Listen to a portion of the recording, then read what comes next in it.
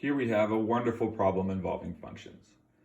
If f of x is equal to x minus k squared for all values of x, and if f of 6 is 16, what are the possible values of k?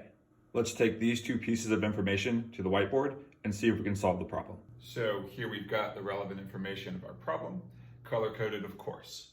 X is here in green, our desired goal, the value of k, is here in red, and then the function itself is color-coded in this bluish purple. So first things first, we need to write an equation of some kind we can use to solve.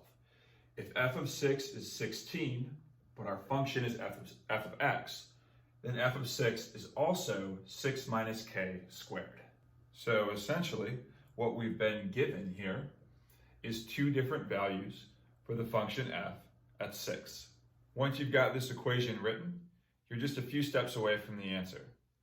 First thing we're going to do is take the square root of both sides. And in so doing, we actually get two equations.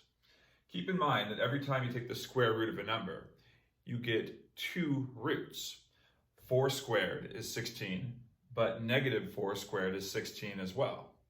So we'll take this line right here, plus or minus 4 equals 6 minus k, split it up into two separate equations, and find the roots using those. Now we'll solve both of these equations for k.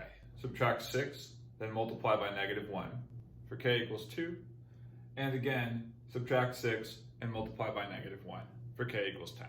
So for a quick review, take the information you were given about the function, use it to write an equation, and then use algebra to solve that equation, being mindful of what happens when you take a square root. And returning to our answer choices, 2 or 10 is B.